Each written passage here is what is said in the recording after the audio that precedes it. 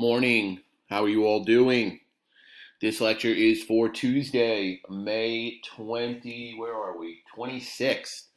And we are in the third to last week of school. So we have a 4-day week followed by two 5-day weeks starting next Monday in June. And then we are done the following Friday on June 13th. So what I'm thinking of in terms of a test, I'm thinking that we'll test the Cold War 50s, 60s units on this Friday, which will be May 29th. All right, so we'll go lecture, lecture, lecture, ed puzzles, and then we'll go with the test on Friday the 29th. And I think at that point, that'll be the last test of the year for us. And I'm going to come up with a written, persuasive assignment to kind of close us out and be somewhat of a culminating or capstone project for the year to reflect what we've learned. So I'll get more details to you on that, but figure test Friday on the 29th, and then some kind of written project paper for the last week of school. I won't make it due on the last day, but it'll be due like Wednesday or Thursday of that week. And we'll continue with our ed puzzles as we move forward to, continue to cover the decades as we move towards current day. So let me make this full screen. So where we are right now is we are in the 1950s. We got Cold War going on, intense fear, paranoia, hysteria over communism.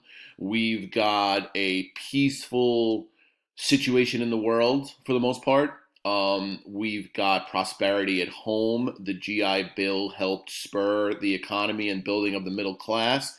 More people going to college, more people getting better jobs, more people making money, driving cars, taking their families on vacation, the rise of suburbia, all of these good and positive things. We kind of see a little bit of the 1920s in the 1950s in the sense of it's a decade of economic prosperity. It's a decade of lots of social change, which we're going to start talking about today. And it's a decade that's following a hard time. So the 1920s followed World War I. The 1950s is going to follow World War II. So there is definitely a sense of optimism, but there's also going to be some ugliness. And the ugliness is going to be in the fear and the paranoia and the hysteria over the Cold War, which is going to culminate in the Vietnam War and all the Vietnam anti-war protests and all that stuff. But we got a racial segregation problem in the country as well.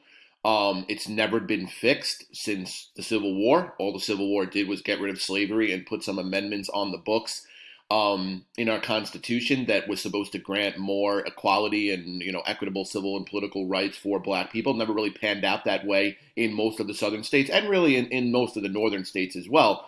We're going to talk more about that and the rise of Martin Luther King and the civil rights movement. But we're also going to see a anti-establishment type of movement growing in the 1950s through young people who look at the establishment. And what I mean by the establishment is those who form the culture, those who tell us how we should live, those who set the example for us. So this could be anywhere from your parent to your teacher to your coach to extended members of your family to politicians to priests to business leaders to writers to anybody that shapes culture or has an influence on you. There's going to start to be an anti-establishment movement, because what the establishment wants is for you to become a productive member of the establishment that they've created. So if you're supposed to go to college, you go to college, you work hard, you get a job, you buy the house in the suburbs, you get a wife, you get the dog, you have 2 kids, you buy the Cadillac, you go to church on Sunday, and that's your life. And it's called conformity. You conform to the norms that are set in society. All right? And what we're going to see is teenagers and young people in their 20s go, well, what if I don't want that? There should be no one prescribed way of life. I should be able to do what I want. I should be able to read what I want, think what I want, vote how I want, say what I want, have sex with who I want. And really there should be no one standard way of doing things, that was kind of a forced thing on them, and that they were going to push back against that. Okay, so we're going to see the baby boomers, and the baby boomers is a huge generation born between 1946 and 1964. All right, figure a generation is typically 18 to 20 years. So you had the silent generation before them. They were the ones that fought in World War II. The generation that they produce is going to be the baby boomer generation. All right. Now, my guess is that if you're born in 1964, you would be what? You would be 36 and 20, you'd be 56 years old. So some of your parents who might be on the older side of things, I guess, could be young baby boomers. But for the most part, most of your parents, I would imagine, are Generation X, which is going to be the next generation after the baby boomers. All right. So as they come of age, youth culture comes more into focus. They begin to question consumer culture and traditional values. Things that we talked about: the house, the mass on Sunday, doing all the things that you are supposed to do. And who gets to decide what the things are that you are supposed to do? The buying of things, right? And in the 1920s, you have an anti-consumerist feeling in this country all the way back to the transcendentalists of the 1820s and 1830s. As business grew, people saw it as an intrusion into their life. By the 1950s, people are largely measuring each other by what you own, how big your house is, what neighborhood you live in, how many cars do you drive, where do you go on vacation, similar to how things were today. And teenagers and people in their 20s look at that and they say, that's not the right way to live. We shouldn't be measuring ourselves in how much we can buy. All right? Now, a couple different cultural milestones from the 1950s. This one you might be aware of: J.D. Salinger's novel Catcher in the Rye, showing the alienation of youth from the adults. I mean, you hear this whole thing in Holden Caulfield's voice in that book.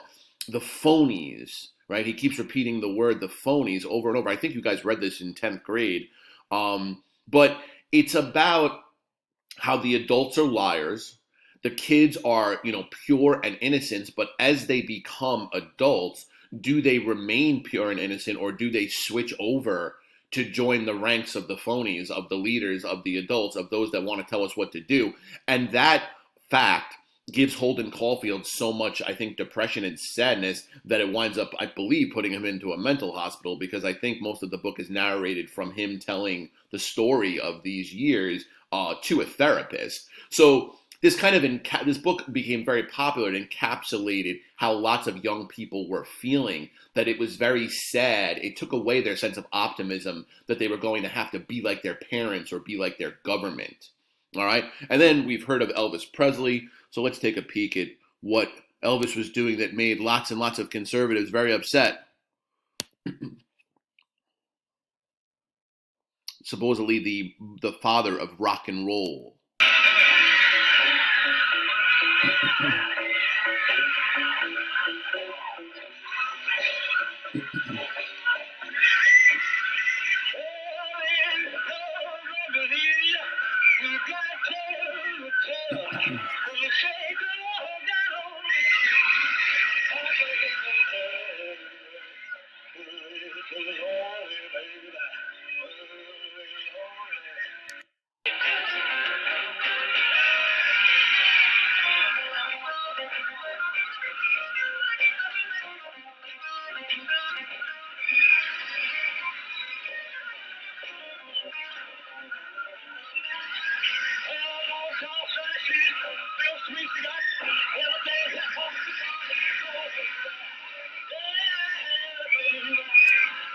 I don't know. I guess by today's standards, doesn't really seem too bad. But the way he danced and the thrusting of his hips is definitely going to upset some people in this country.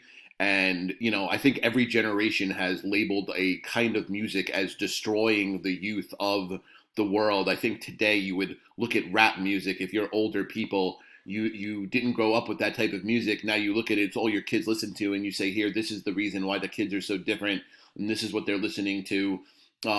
Each generation's music has kind of pushed the bar further in terms of sexualization or violence or anti-establishment, anti-political, whatever it might be. Playboy magazine, naked ladies. All right.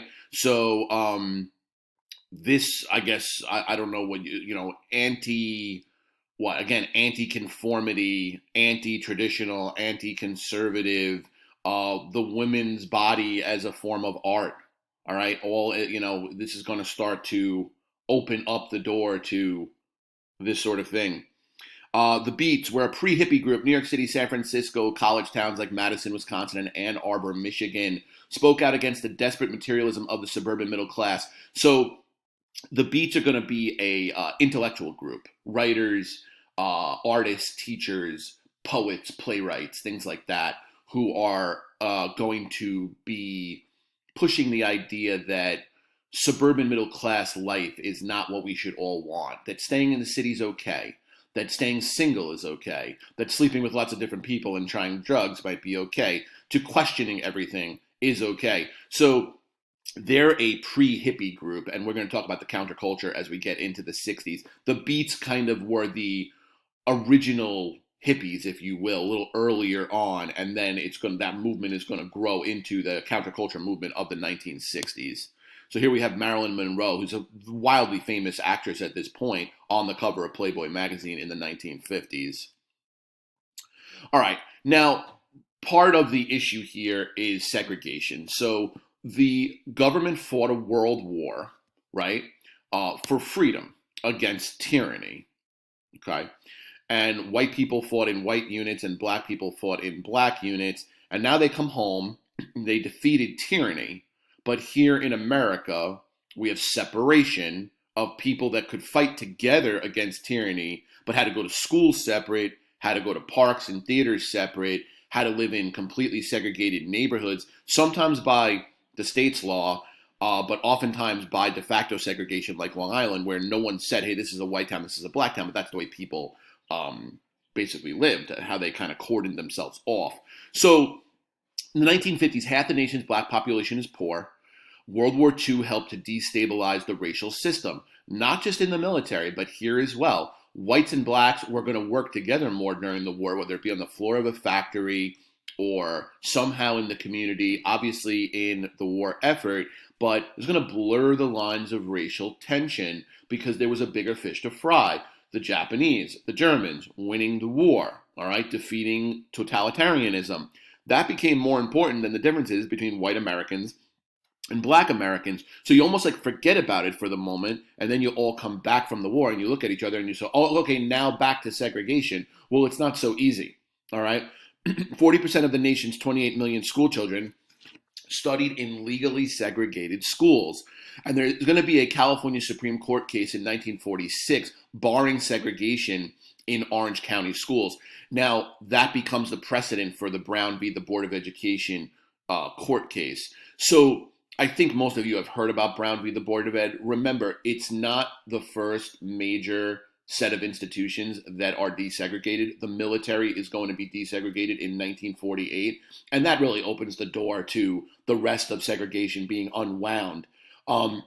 So it's 5 cases wrapped into one. The reason why it's called Brown v. the Board of Ed is that there are other defendants or plaintiffs, I guess you would, of the case, but Brown is the first, by alphabet, Brown was the first little girl who is listed on one of the cases. So it becomes Brown v. the Board of Education, but there are other people that are involved in the case. All right. Now, Thurgood Marshall wanted to attack the doctrine of separate but equal. And if you remember, separate but equal is upheld in the Plessy v. Ferguson case of 1896. All right. So this is going to attack a case from, 58 years before that.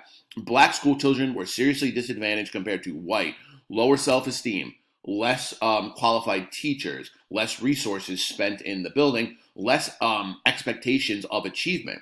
Okay, what could a white person rise to, right? I mean, that's part of what school is you see what you're capable of, you see what your interests are, you start to think about what you might want to do with your life, you start to foster your talents and realize what you're good at and what you're not good at.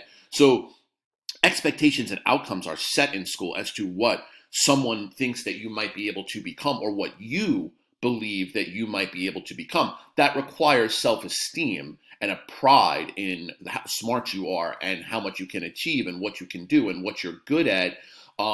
If you don't build that equally, amongst the races together in a school, then you're going to produce wide outcomes. I mean, you got one group largely coming from poverty, the other group coming from either working class values or middle class or upper middle class values.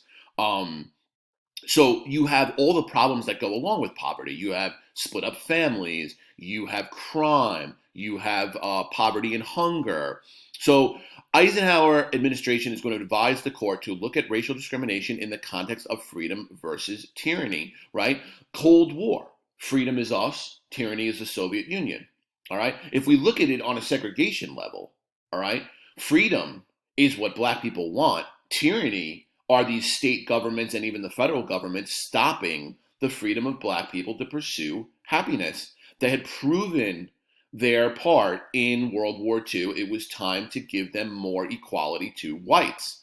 So segregation in schools are going to be found unconstitutional per our old friend, the 14th Amendment, equal protection under the law. There it is again. All right, it's a step in the right direction, but it does not desegregate other things. But think about it. In a 6-year time period, we now have a desegregated military and a desegregated school system. That is going to be major because now when you're out there in the world using your military, you are now fully integrated military. So you're showing a different face of your country to the world. And the quickest way to get people to be used to each other is for them to spend time around each other. So if schools are now going to be desegregated and whites and blacks are going to go to school in more frequency, then that is going to get whites and blacks working together, playing sports together, working on projects together, going out and socializing together, and they're going to be more used to each other. Now, of course, this isn't going to happen overnight. We're still not all the way there yet, I would say. There are still fights over people's differences, and people look at things different ways. But it really is the only way to get conditioned to people and to be less fearful of people that are different from you is to spend time around them and to get used to them. So this is going to be a giant step in the right direction when it comes to normalizing affairs between whites and blacks and living as a more cohesive unit. Getting them together as children would produce a newer generation that was less focused on race than past generations. And these are some of the visuals, and I have a little video for you guys.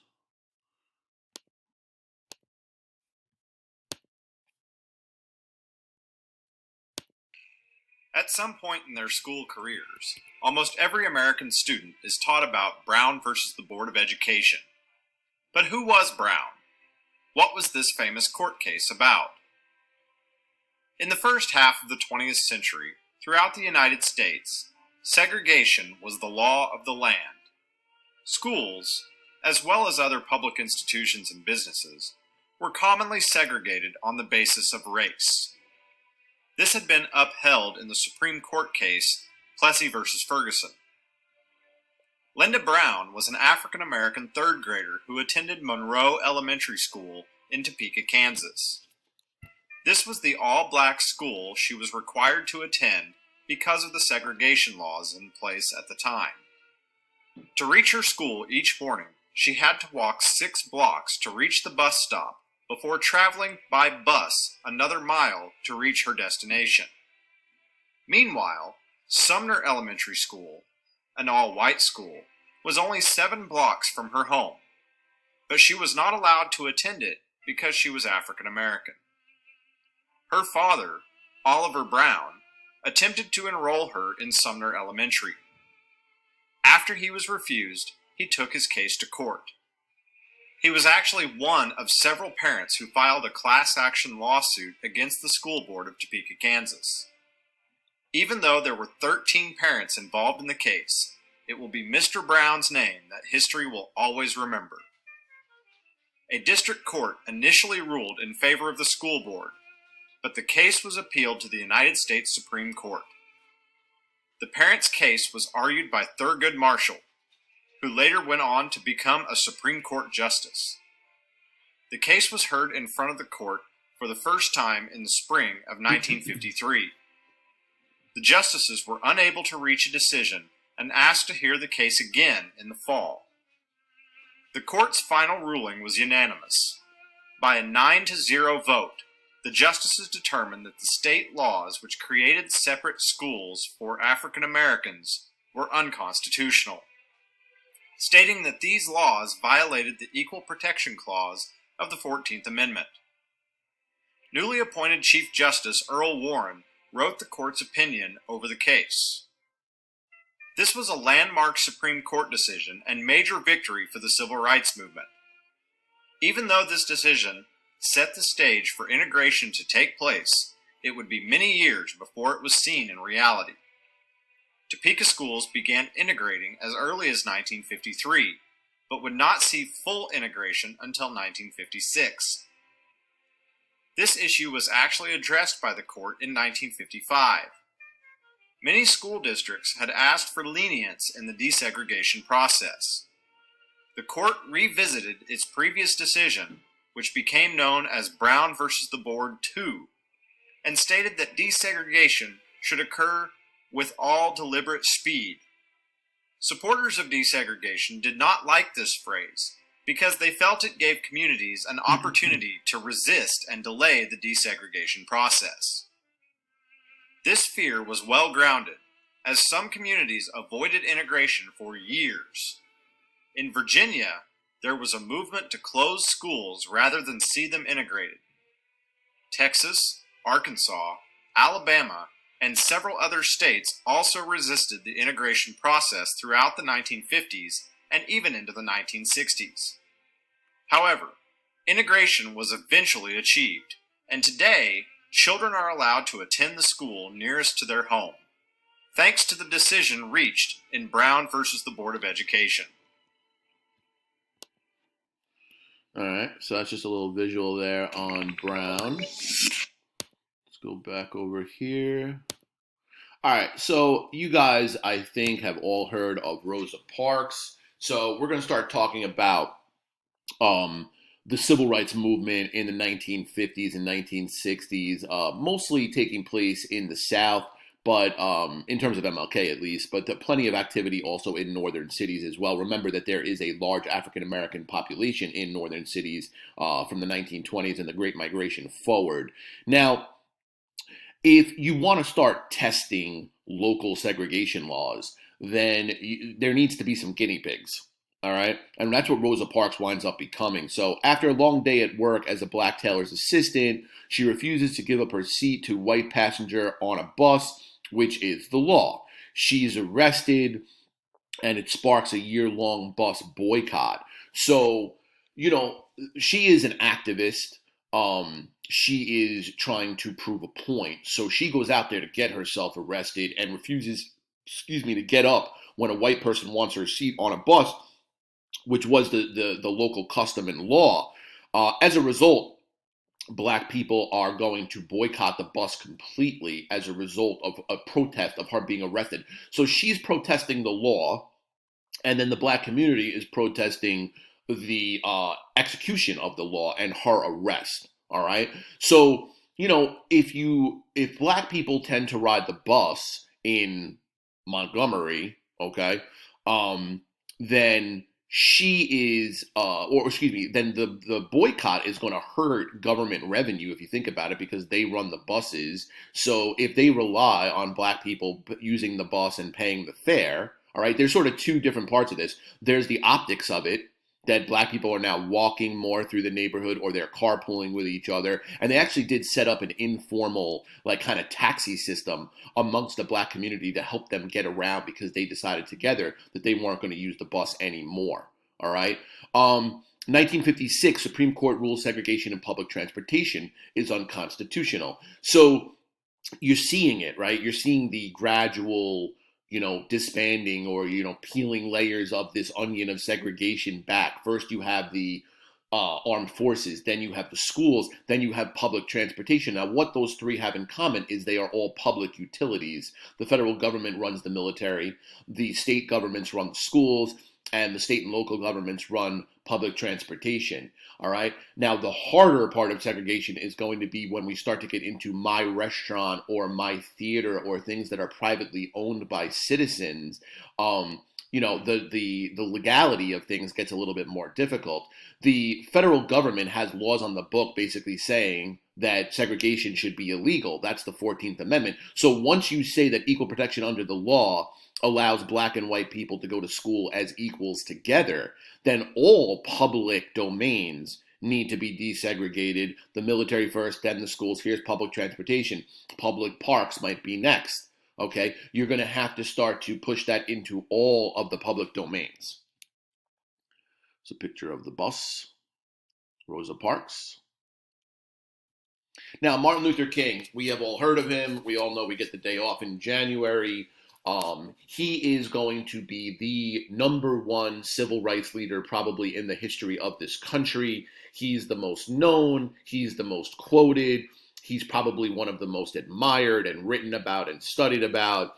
So as a young man, 26-year-old pastor, he moved to Montgomery, Alabama to lead a Baptist church. Now, his brand of civil resistance or the pursuant of civil and political rights is going to have a very religious tone to it.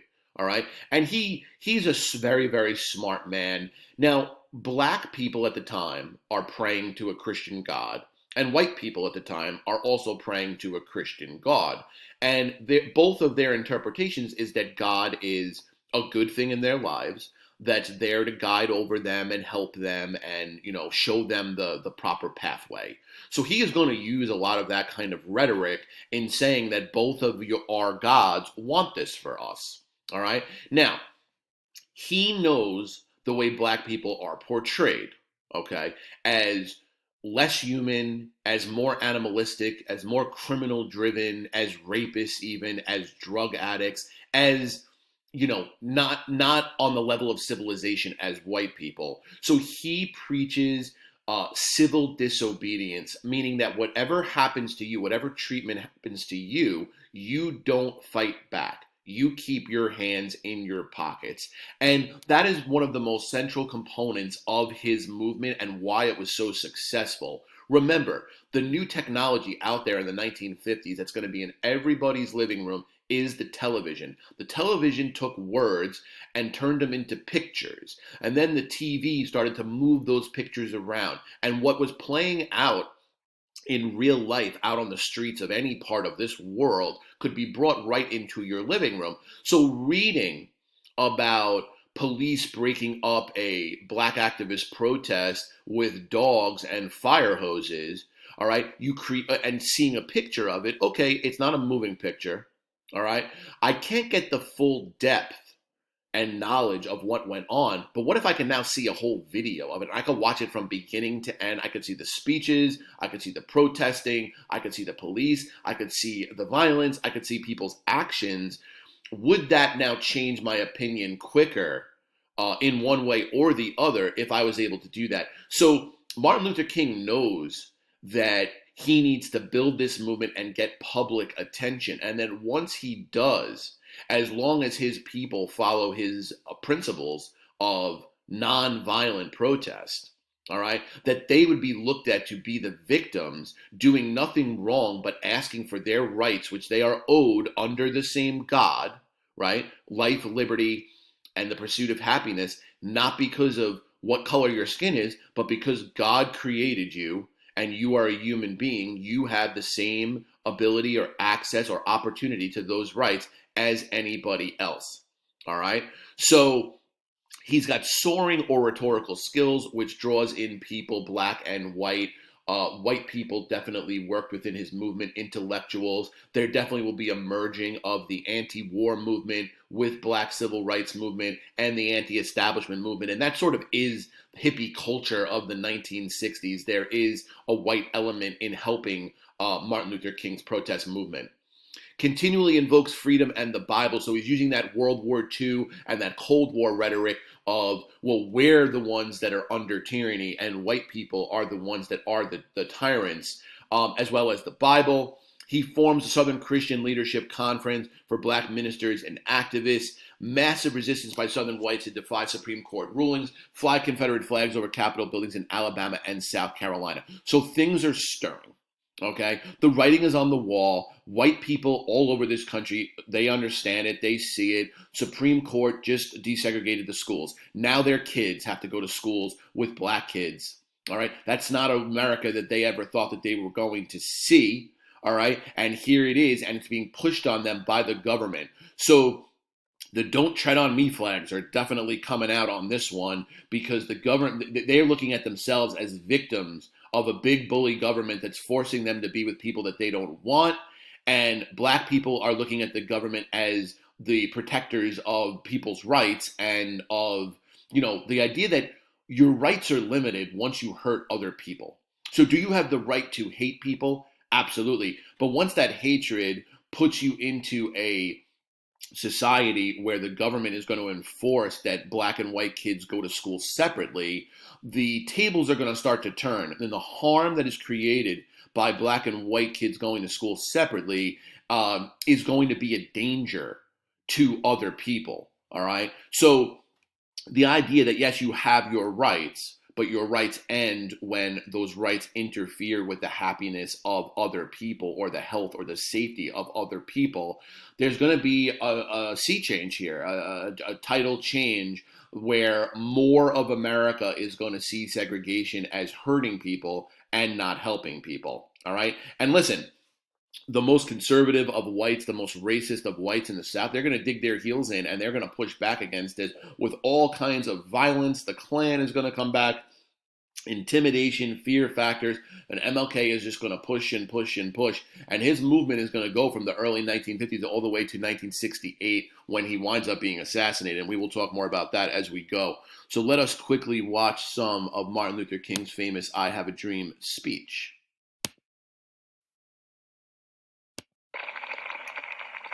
So even though we face the difficulties of today and tomorrow, I still have a dream. It is a dream deeply rooted in the American dream. I have a dream that one day this nation will rise up and live out the true meaning of its creed. We hold these truths to be self-evident, that all men are created equal.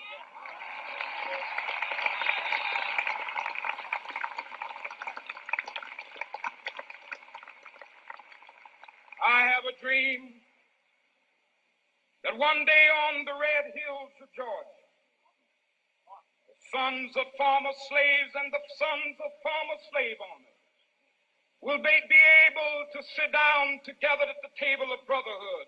I have a dream that one day, even the state of Mississippi, a state sweltering with the heat of injustice, sweltering with the heat of oppression, will be transformed into an oasis of freedom and justice. I have a dream that my four little children will one day live in a nation where they will not be judged by the color of their skin, but by the content of their character. I have a dream today. All right. There's a picture of MLK after being arrested. One of the many times that he was arrested. All right, so let's end there for today. I will get this up on Ed Puzzle. Hope you're all doing well. Remember, test for Friday, this Friday, May 29th. I'll get all this up on Classroom for you guys. And hope you enjoyed your weekend. And let's finish strong. Thanks.